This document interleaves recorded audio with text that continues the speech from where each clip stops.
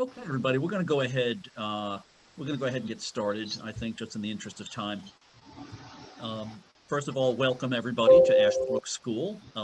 If you're here for our lifting up the bottom versus pushing down the top discussion panel on mathematics and science education at Ashbrook School, you're in the right place.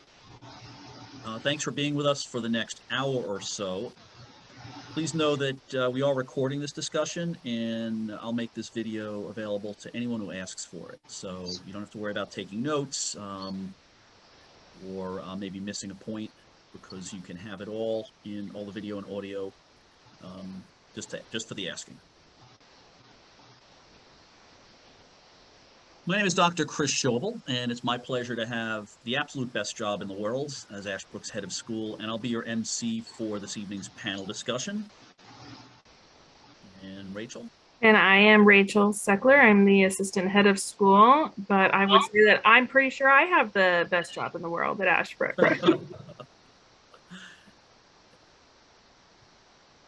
We'll spend about 10 minutes on some background information about Ashbrook, but spend the majority of our time in a discussion with our teacher experts, addressing a variety of questions, and then leave time for Q&A. If you have questions as we go, feel free to use the response function to raise your hand or put your question in chat for the Q&A at the end, and this will take us to about 7:30.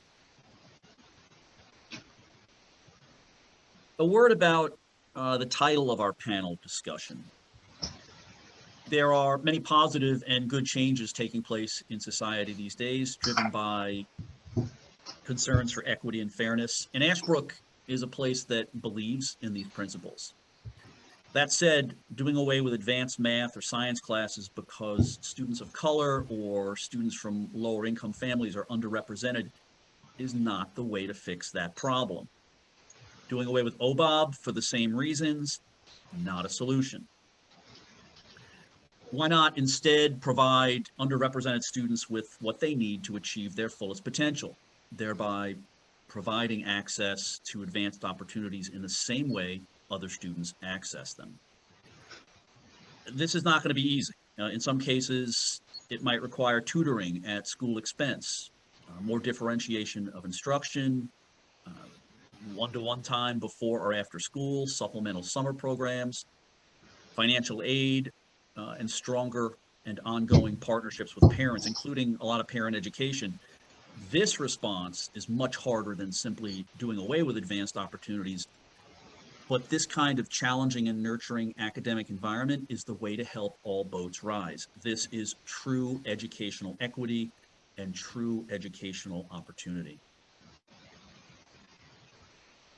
If children are curious and motivated and want more and demonstrate an ability or have a desire or a commitment to acquire the necessary skills, the school should provide these students with the opportunity to study on an advanced level, no matter who they are. And that's exactly what we do at Ashbrook. So it's in this spirit that we offer this evening's panel discussion. Let's start with a little background about Ashbrook School. In 1993, Dave and Cecilia Gore defined what they felt was the educational criteria that they were seeking for their two youngest children.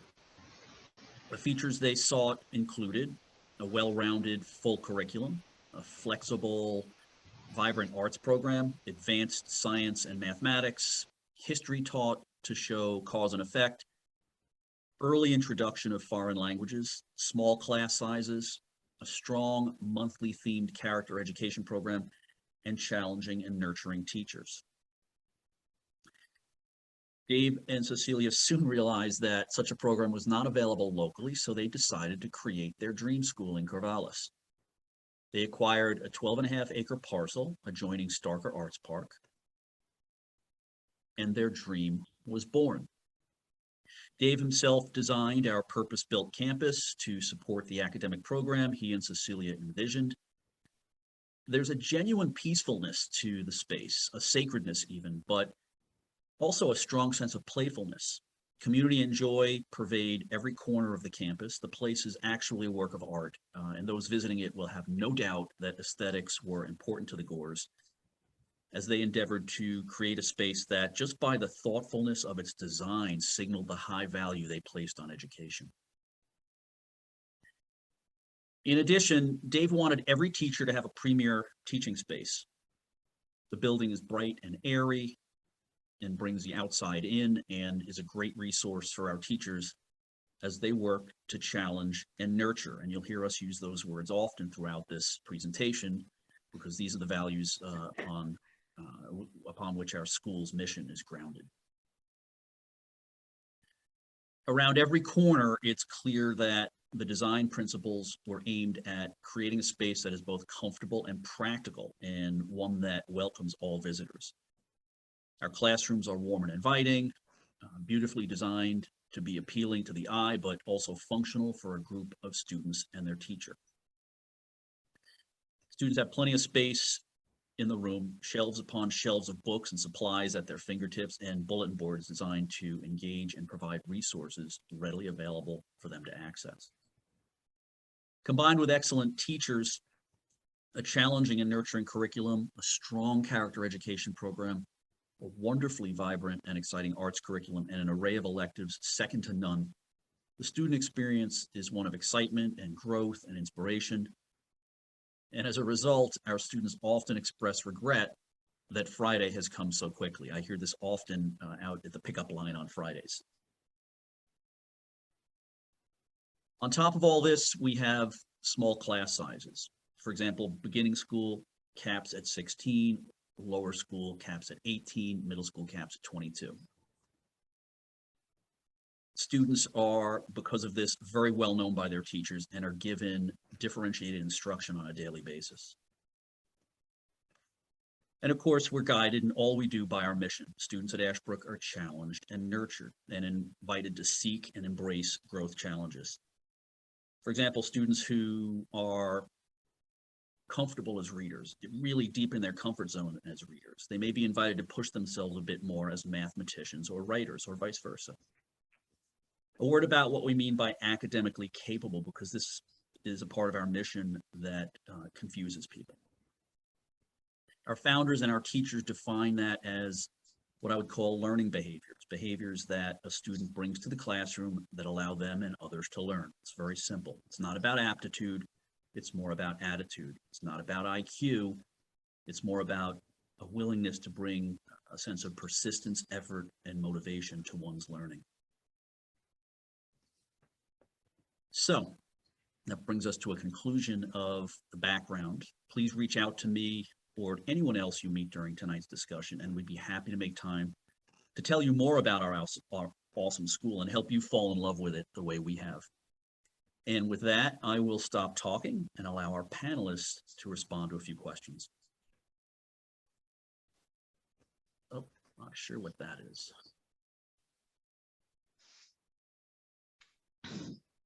Panelists, please introduce yourselves as you answer this first question. Give us your name, how long you've been at Ashbrook, and what you do at our school. So the first question is for each of you. A little bit of a softball to start with. Why do you teach at Ashbrook? All right, I can start. My name is Roseanne Steckler. I am the middle school science teacher. This is my third year at Ashbrook. I have taught at other schools and I started out in higher ed. I love teaching at Ashbrook. This is probably my favorite jobs because I love working with students who have a desire to learn. That's all I need to take a student as farther than they thought they could do, and loving it. I love converting humanities people into scientists. It's kind of I just got an alumni sent me an email, and she wants a letter of recommendation to do a science, and she just wasn't going to do science whatsoever, and she fell in love with it. So yes, I think that I would have to say is working with learners who really are excited to learn.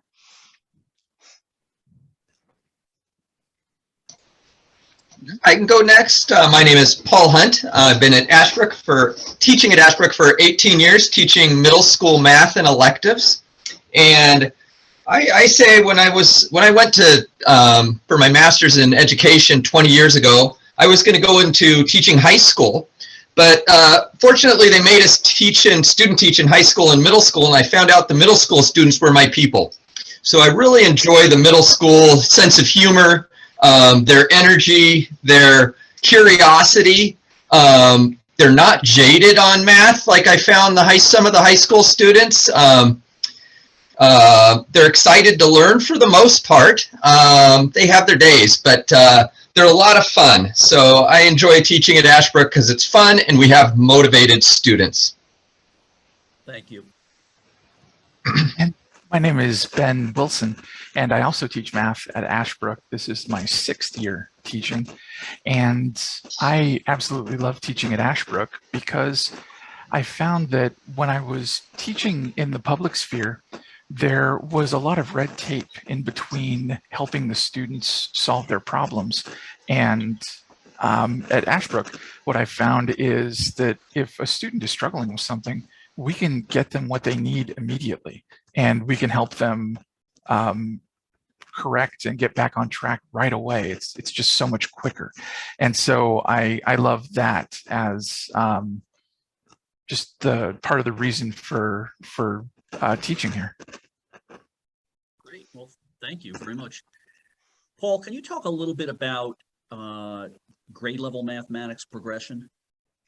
Yes. So what this table is showing is in the 5th grade, all of the students that are not in the advanced track are using a 5th grade Common Core textbook.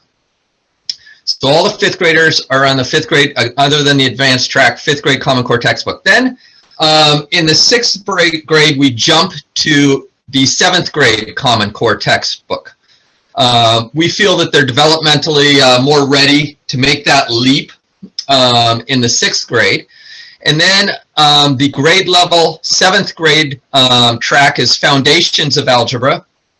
And then the 8th grade grade level will be in a high school level Algebra 1 course. And then I think Ben can speak to the geometry and the Algebra 2 after that. Yeah, that kind of leads us into the next question. How about out of grade mathematics? Yeah. And so that's sort of the track when students are at grade level. If they are above grade level, then they just reach different milestones on that track a little bit sooner. And so if they're 1 year ahead, then they would be a 5th grader in a pre-algebra class. We have also had 4th graders in the pre-algebra class in the past because they were ready for it. So let's do it. And so you can kind of see from the chart how we organize depending on how advanced they are. And so something that we do have a little bit of flexibility with is once they finish Algebra 1, we could go Algebra 2, or we could go geometry. The order there isn't as important. And so we've got some flexibility there as well to help because sometimes scheduling can be something that comes up depending on what grade and how many different grade levels we need in the same math class.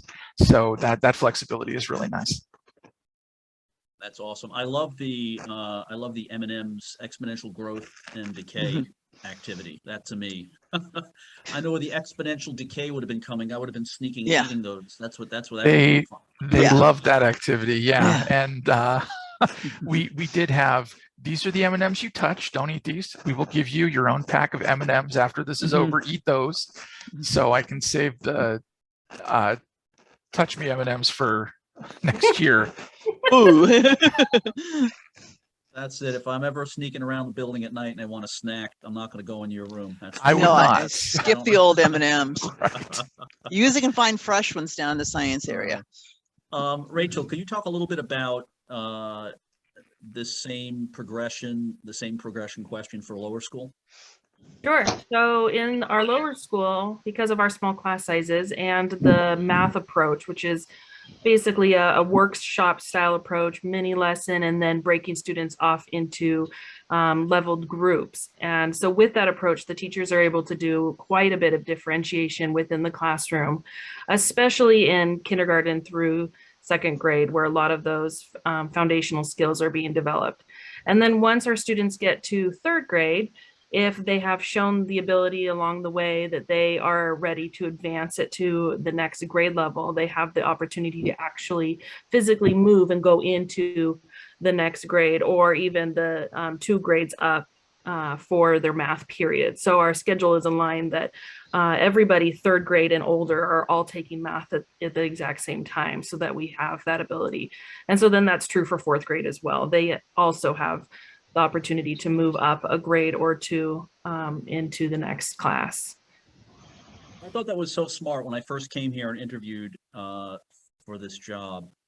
I tried several times at a couple different schools doing that. We just couldn't make it work. So I knew this was the school for me, just on that basis alone. It's really not easy to do, but it shows how much we prioritize and how important we think being able to move and be flexible with mathematics and how important that is. Roseanne, could you talk a little bit about the science program and the same question about progression? Yes. So in science, we're not necessarily looking for they already have some certain skills, but we do have the two tracks. Fifth grade, we now have taken what used to be done in sixth and kind of moved that down, split the earth science up. And so they cover the geology. Middle school, earth science, about half of it is just your standard geology. And so they cover that. And then when they come up to sixth grade, we cover space science, weather, and then we can cover environmental science. Now, if a child sort of is ready and wants to do and kind of, well, let me just go the standard curriculum. Then in seventh grade, we covered life science, and then eighth grade physical. Now at each of those, like our physical science textbook we adopted is a ninth grade book. So we do cover it at a higher level. We introduced mathematics into physical science, whereas in the standard public school, middle school curriculum, middle physical science is all done conceptually. Since I'm a theoretical chemist first, I have a hard problem with it. I want to get a little more detailed with the students because they can do it. Now, for the students that are more advanced, we have taken the sixth graders and some of them we have moved them into a physical science. They have a good grasp of earth science, and it's going to be able to do more of those students now that I've got geology, which is the one they really are supposed to have according to state standards. They can do the physical science in sixth grade. In seventh grade, then, I want everyone in biology. That would be done during the core science. But we also have what's an elective, but it's going to be a double elective. So they would take a year long, although biology, by the way, is your standard high school biology course. And then they could also take 2 periods of core science. It's going to be an elective period, but it'll be every single day. And that would be high school chemistry. I don't worry about what math level the kids are at because I teach any mathematics that they don't have at that time. And then eighth grade, they'd be ready for the high school physics course. I do teach the trig and the vectors that are needed for them to understand 2D motion. I don't feel obligated. We get through the whole year course. They definitely get through all of classical mechanics. And looking at where we are right now, we are right where the high school physics course is. The kids have been progressing very nicely. And so we may hit most of the, probably all of the course. And then I have some of my eighth graders who are choosing to do chemistry. They weren't able to get chemistry in their schedule last year. So they're taking physics and chemistry this year. And then I have seventh graders that are taking biology and chemistry. So there is some open there. Now, how do we decide? It's a little different than math. Math is kind of more builds on each other, but these courses, you don't need an understanding of earth science to do physical science or biology to do chemistry or vice versa. I assume no prior knowledge in any of my courses. And it's not necessary. What is necessary is that interest level. Is a kid fascinated about science? Do they want to? And we really talk. I actually present to the students sort of the end of the year before they choose their next year. We talk about different pathways they can go there. The kids are very good at deciding where they belong. They really know where their interests are. And we talk about what other things you have going on in your life. Are you really into the arts? Are you going to want to do a lot of plays? Are you doing a lot of extracurricular activities? Where do you want to spend your time? Because we don't do much homework at the standard track. There is some, and we build it up each year. By 8th grade, that's, there's a reasonable amount, so they're used to it for high school. But when they're coming the advanced track, those are all high school classes, and there's no way to do it without homework. So they have to look at what their homework load is, because it's going to be more. Are they willing to work hard? It doesn't matter how, because it's more. I liked when the Seckler there was talking about the workshop model. We kind of do that in advanced classes. Those classes are smaller than our standard 22. Just by design, and actually the regular track, since I'm splitting the kids into 2 different groups, are smaller, and which is fine because our lab, you can only fit so many students in there. So when we're working with them, I will then give a mini lecture, and then they'll be working on problems. And I'm not at my desk waiting for them to come up and ask me questions. That doesn't work, especially with the girls. They may just sit there going and looking busy. So I always go around and I'm looking over shoulders and I'm chatting with them. I may be passing out snacks to lower the stress in the room, so that they find science fun and find that taking a challenge is rewarding, and a sense of reward that they succeed. And I guarantee every child succeeds, and it isn't by lowering the standards, it's by raising them. I may be working, I have my eyes on a couple. I know, okay, they're struggling in this concept. I'll be over by their chair more. We'll be breaking into groups. We got 3 different science rooms we can use. So we may be at the science table. I'm looking for motivation. Now, some of my students, if they're at the grade level, they'll get this frustration. They're just really frustrated with the pace the class is moving. Even though they may not know it, they want to learn more, they want to go deeper. That's a sign. But I have to be careful, because especially my girls, before I was here, I was down in San Diego, and I did research in chemistry, but then I did research in gender equity in math and science. And girls are going to show different symptoms, different signs that they're ready to be accelerated. And so a lot of them will get missed because they don't have that same sort of thing that the boys will have. Boys will start acting out, or they'll start being silly. The girls are pleasers. They will do the assignment as given. If you ask them to do the same worksheet 3 days in a row, they'll do the same worksheet 3 days in a row. They usually aren't going to make anything. And also they want to fit in. So to show that they have a strength there in science, they may not want to, or they may only do it if their friend's also going to do that other class. So we have to kind of keep an eye on the girls so we don't miss. And that's true for some of the quieter boys. We don't want to miss some talent there or interest. So it may take talking to them one-on-one and describing, do they have time and things.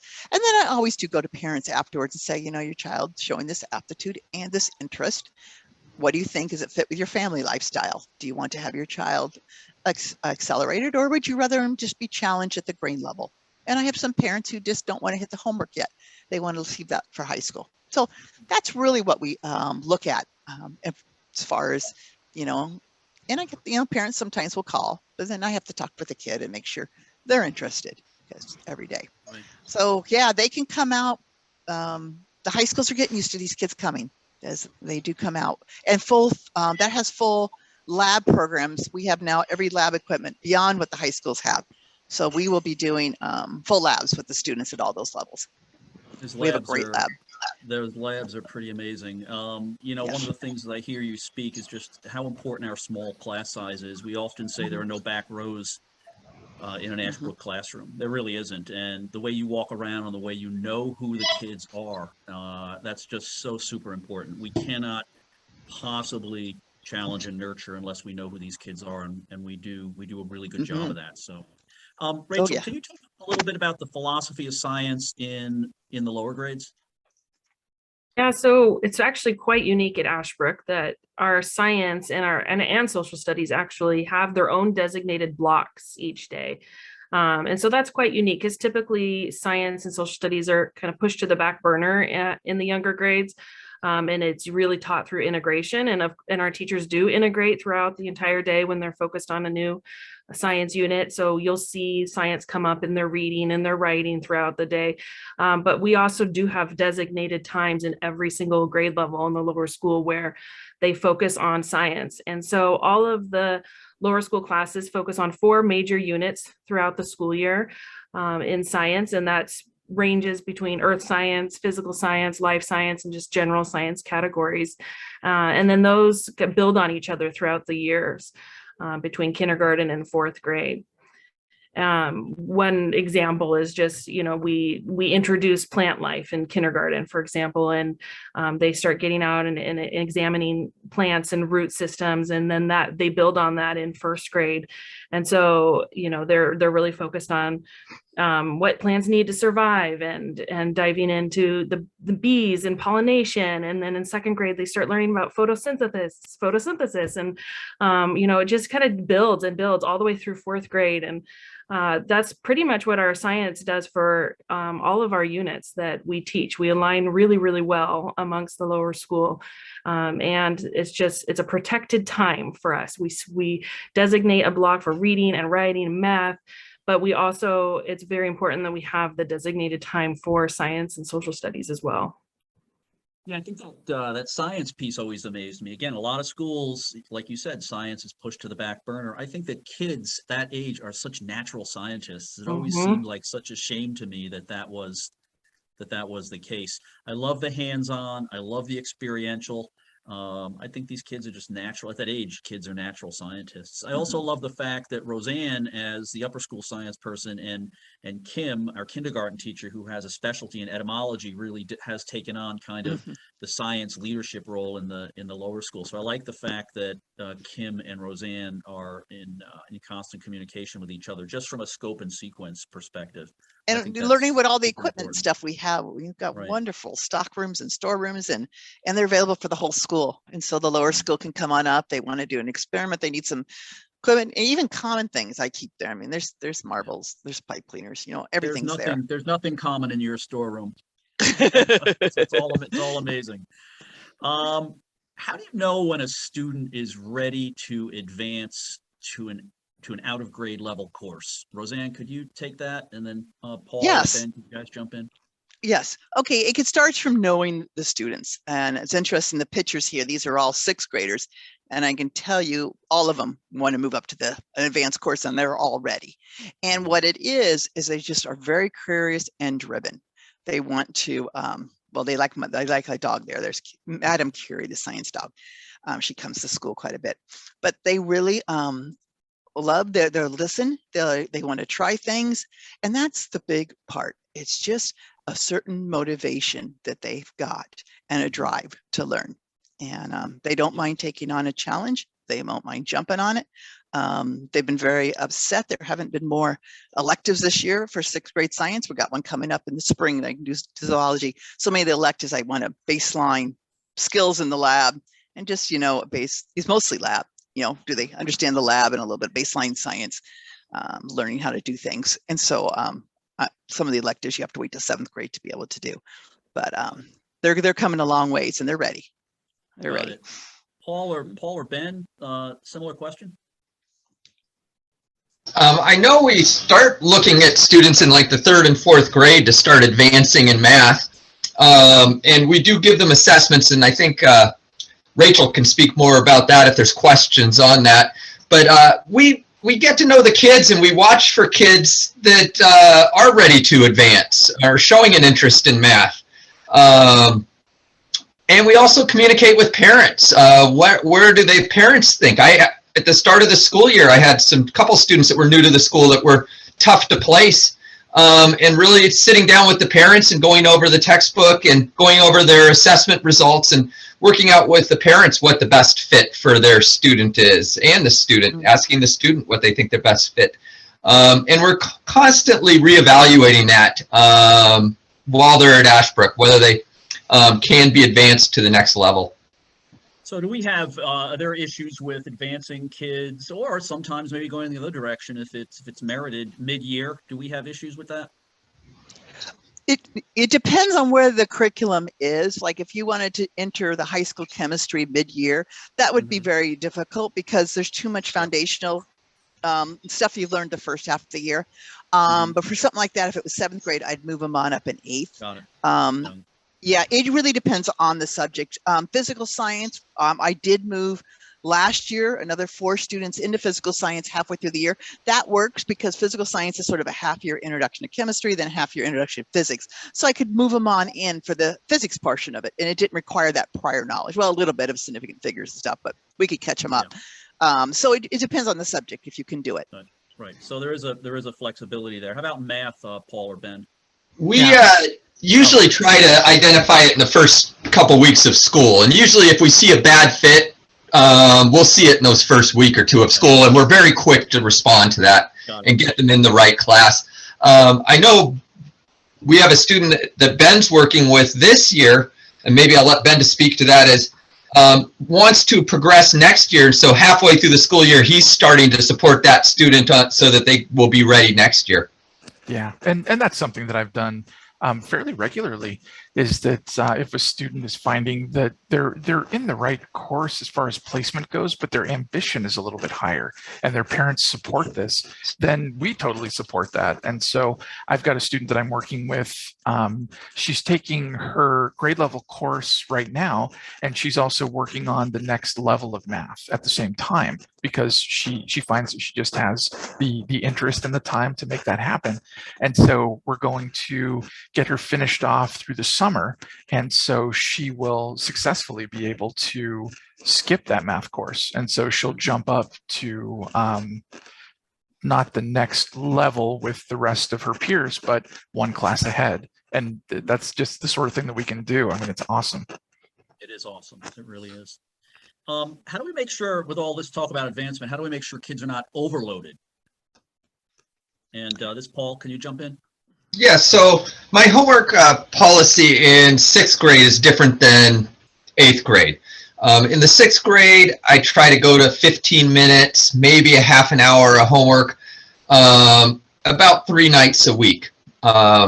In the 8th grade, that's going to jump up in an Algebra 1 course to about half an hour to 45 minutes, 4 nights a week. So it is a high school level course. There are targets we have to get through, so it moves at a faster pace. But when they're in the 8th grade, they're able to do that level of work. In the 6th grade, I do not expect that same level of, and many of the kids in the 6th grade can get the homework done in class, so they're not bringing a ton of math homework home every night. And it's just getting to know the kids and asking the kids if they're feeling like it's too much. And I asked them yesterday how it was going. More work, harder work, and we decided to make a little change and maybe doing a few more homework problems. And that was something the class wanted. Mm-hmm. Mm-hmm. I have to do the same thing on the advanced track students. I'm always in contact with them, and how are they feeling? What's their workload in the other classes? Do we need to slow down a little bit because you've got a lot going on in the other class? And we discuss things together, and even scheduling tests. I wait until they've mastered. You don't have to have that test on Thursday where it's originally scheduled. If they don't feel like they've mastered, we do some more practice problems as a group and individually. Or if that's a day they've got a lot big projects doing history or something, we just move things around.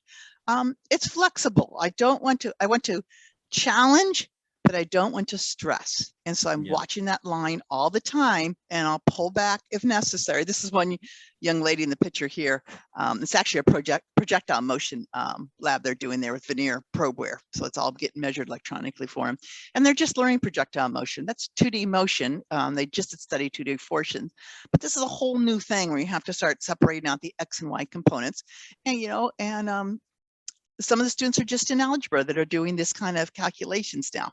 So I just was talking with them today saying, okay, there's originally a test scheduled for Monday, but do you feel ready? Do we need to do some more work and practice? And they're thinking we might need a little bit more practice, and that's perfectly fine. We can move at the speed they're ready to move at. It was great to see these students the other day when I walked into this space. There were 6 students working in 3 groups that were paired, and they were working on their own. I walked into the classroom to take a photograph of something for this presentation, and I decided not to take a photograph of that, but to take a photograph of them.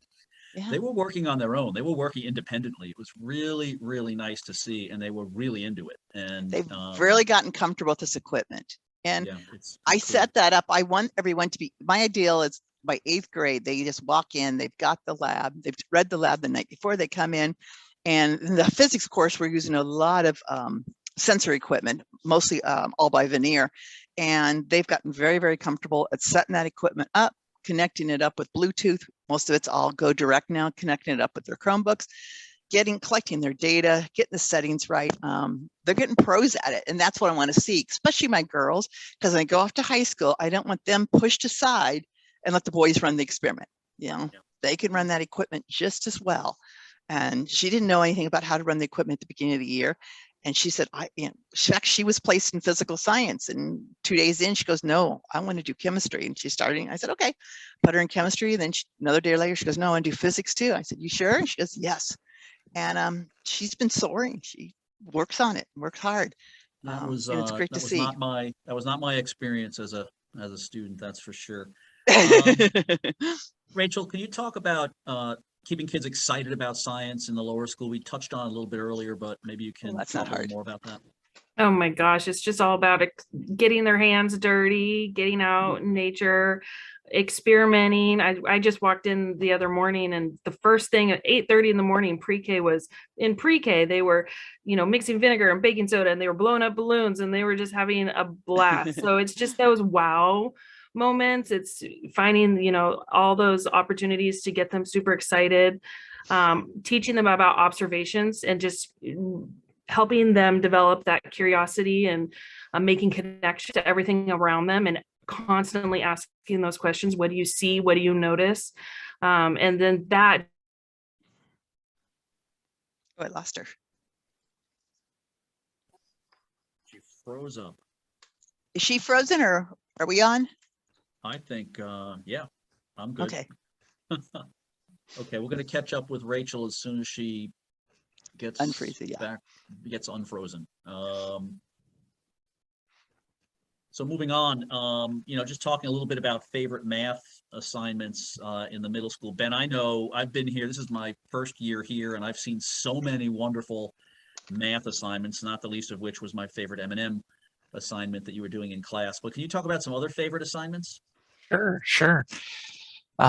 So we've got a stained glass window project that we do in Algebra 1, exploring linear equations and looking at them in slope-intercept form, standard form, and point-slope form. And then they end up with an art project at the end of that one that comes out of it, and they really enjoy that one. What we're looking at on the screen right now is a project that we've been doing school-wide, and this is the first time that we've done this. And so what we've got are the digits of pi going around the school, and we've asked the lower school to help us as well. And so we've got first graders making many of the ones, and second graders the twos, fourth graders the fours. We've got our kinders making the zeros, and they're doing a great job with those. And then my math lab class and students as interested are working on the nines for us.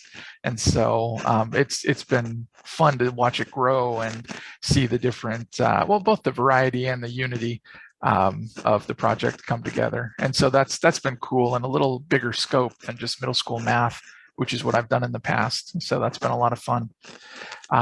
Within the middle school, my geometry class was using liquid displacement to determine the volume of jack-o'-lanterns that they carved this year. They had a great time with that. And we have some middle school things that we do as well, like the egg bungee, which is a project where every couple of years we do this one. The students have amazing memories, and so they remember the formula, and we have to, what we do is we go to a different location around the school where we can drop an egg, and we give them paperclip and some cheesecloth, and we give them rubber bands, and we tell them, okay, we're going to be dropping it from this distance. So your job is to figure out how to make it so that the egg, when it's dropped, it just barely kisses the ground, but it doesn't break. And we're trying to get them to figure that out as close as they can with rubber bands, paper clips, and cheesecloth. So they have a lot of fun with that one too. And then we get everybody involved when we go to present for that one as well. And so we have a lot of different activities like those sorts of things that keep it fun and engaging. That's really what every one of us is all about here. The thing that I like about it is, I mean, it'd be one thing just to do sort of fun activities, but the way that and I've seen that done at schools, in the interest of multiple intelligences or hands-on experiences, but it's not connected to the concepts. And the thing that I find that's very important here is, as interesting and exciting and fun and even playful as some of these assignments get, our teachers are masters at connecting them to the concept, right? They're not just activities. They are part of the concept the kids are trying to learn. And you know what, Mr. Wilson, I've got faith in you. I think you're going to get to that last digit in pi, so you just keep working on it. Might need a bigger school. I know you can do it. I am wondering about, what do you do when a kid starts to struggle in math or science? I'm just going to throw that out there. Whoever wants to jump in there.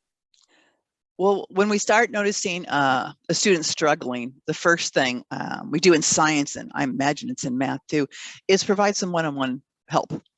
And what I do, I actually have a background also in special ed, but I look and analyze what is the sticking point. Where is the problem the students having? What is the conceptual or the block that they're having, and kind of work backwards so I can figure out when I find that point. Because it doesn't just matter of doing this one thing. We have to find out and diagnose. It's a diagnosis problem. What is causing the problem? And then the work around so that we can take the way that child is thinking and use that thinking pattern and way that child thinks to explain how to understand the concept or do the calculation, depending on what it is. So it's a little bit of spending time. I sometimes can do it within the class. Sometimes I can do it like after school, or if they're willing to come at lunch or break. We work around. It depends on how deep. If it's just something we can do right in the classroom, because I'm around the whole time. I'm watching every child, and it's interesting because even when I give out a test, I can predict what each child's going to get, and I'm usually really pretty darn close to it. So as long as the child's still willing to try, I'm there. They have to only get there 1% of the way, and I'll go 99. I just got to have them go at least start and just work with them. No doubt in that. Paul, in math, how do we address these struggles? I don't want to jump in Ben's line, but we do offer math labs. So Ben has math labs for his classes, and I have them for my classes, or we can mix each other's students. And so if they need support in math, we identify that they need a little bit more time. It's taking them more time to get their homework done, or they're struggling with the concept. We'll sign them up for a math lab or academic support class where they get a little bit more time every other day to work. And find that really helps them if they're struggling. Yeah. Thank you. Ben? And I can talk a little bit more about Math Lab as well, but we have students enter our Math Lab class periods for various reasons. Some of them, they have a lot of extracurriculars after school, and so they just don't have the time in the evening to do homework, and they would benefit from having that time during the day. And so we can definitely support that. We have students that take a little bit longer to understand concepts, and so they're in the room as well, and we can work with them more one-on-one and help them be successful that way. We also have the student that I had mentioned earlier who is taking the additional math class right now. She's going to be set up in my math lab next term, and I'll be able to use that time to work with her to make sure that she's understanding the material. And so we can use it to support struggling students. We can use it to accelerate students who want to move faster. We can use it for students that just need more time with the material, and for students that just need more time for the work. So there really is a lot of flexibility and a lot of different types of students in the classroom. Got it. And Rachel, in the lower school, similar process, yes. I know, but can you talk a little bit more about how it looks in the lower school? Here we go. Right. Similar to what Dr. Steckler was saying about just individualized support. There's a lot of that happens every day in the lower school.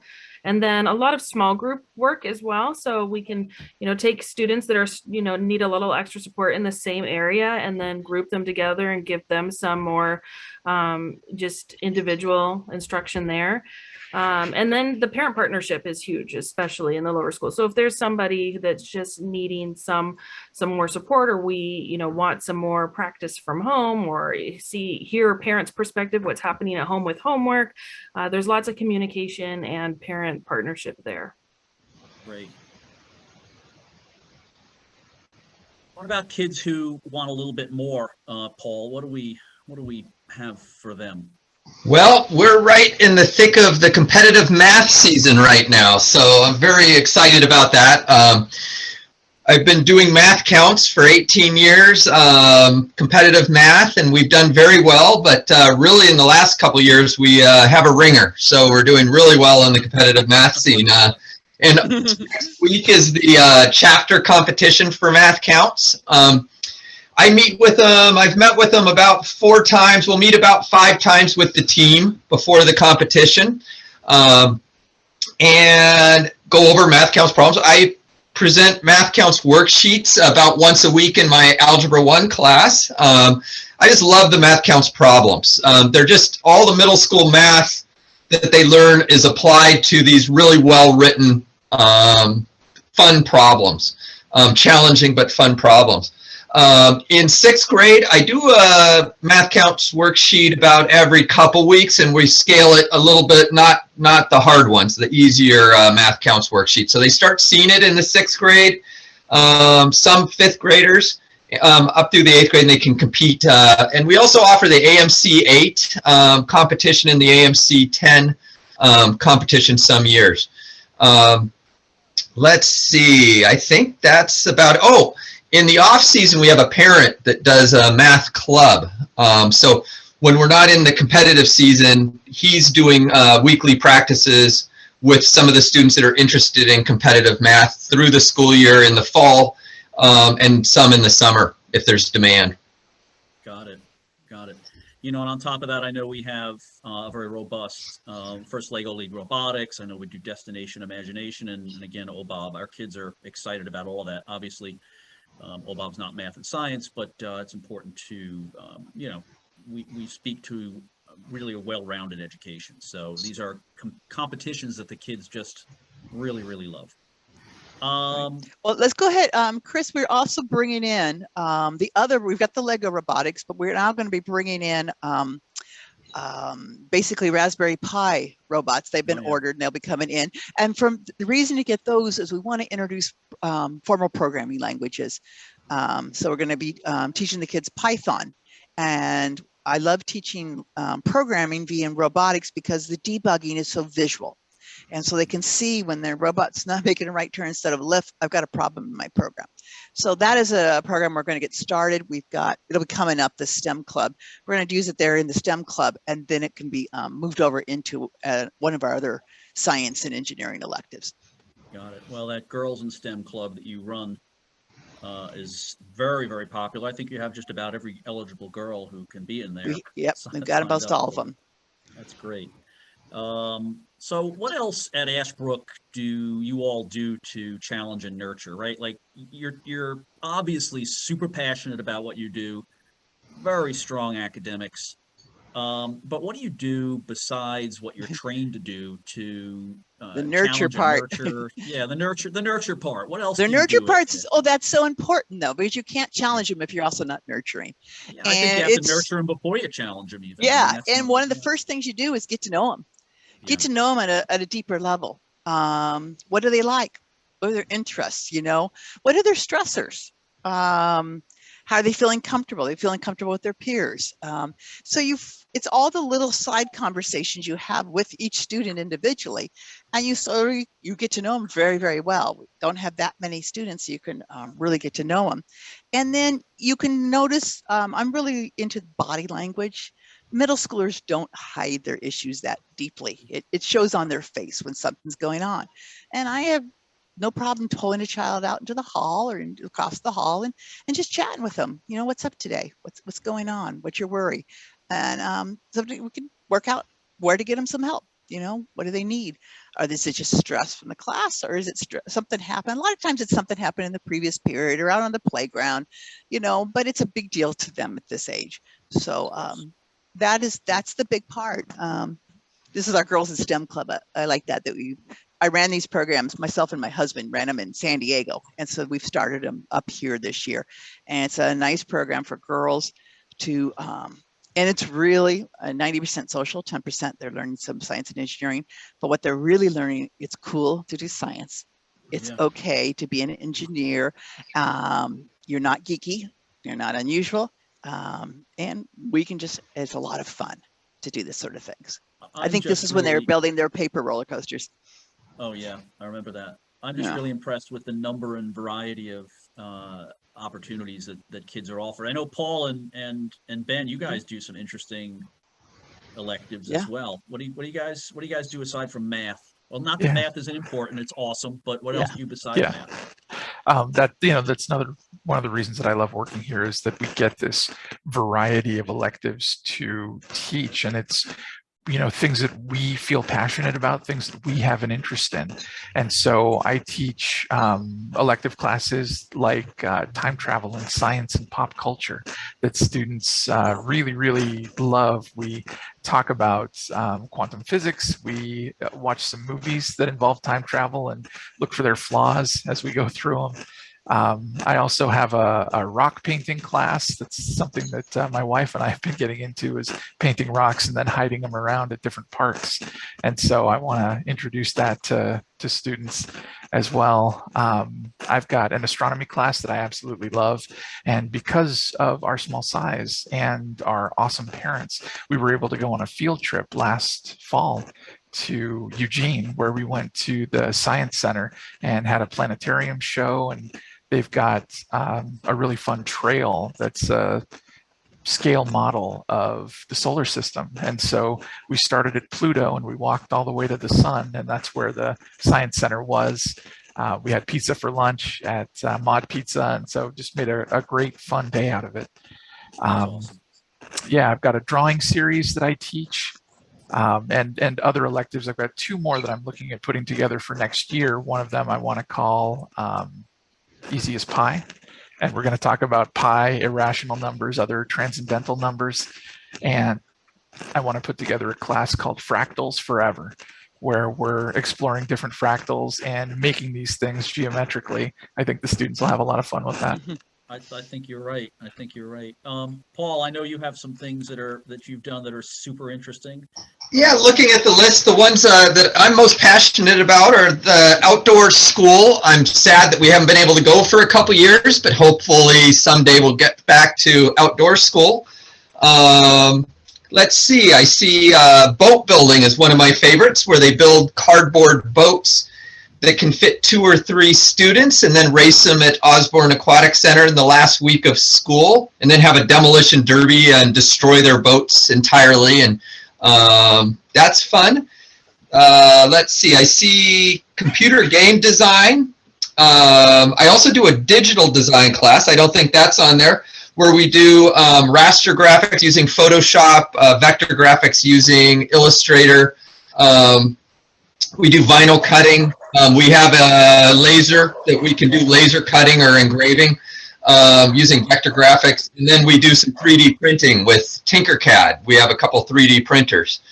Let's see, and I see Ultimate Frisbee on there. Love that. We've sent many kids on to be very successful in competitive Ultimate Frisbee at the high school and beyond level. And fly fishing. I used to do a fly fishing class that was fun. How about taxidermy? Is that true that you actually did a taxidermy class? I did a taxidermy class, and it was wonderful. The kids loved it. It is a hard class to teach. I got a little bit over my head on that one. Well, sometimes that's the best. That's when the best things happen. Sometimes. Yeah. That's great. I'm also not seeing our anatomy physiology elective on there. That's a wonderful one that's done in partnership with the medical school of Lebanon. They bring their medical students over. In fact, they're coming next week to help with the dissection of fetal pigs. But the medical students do the teaching. And our kids just lap it up. We get some parents in too who have a medical background of some sort, most of them physicians or surgeons, give the presentations. And that's just a fun class too. I'm really reluctant to even mention my Shakespeare and poetry electives in the presence of such awesomeness. You guys, that's just terrific. Really, really good stuff. This brings us to the end, really. I want to just take a moment and review. Do we have any chatted questions anywhere, Rachel? Have you seen any chatted questions? Or Not any yet. live questions? Anybody have any live questions they'd like to ask at this point? And it's okay if not, you know where to find us. We are available here at school via telephone, email.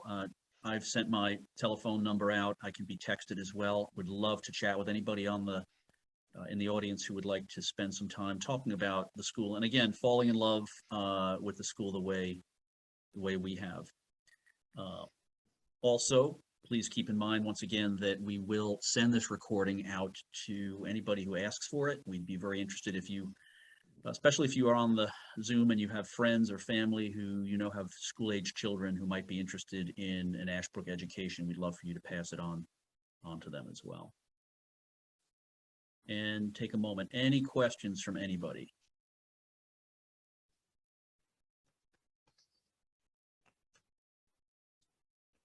Well, with that, I would say thanks to our panelists for your passion. I mean, it's really amazing. You guys have worked a full day.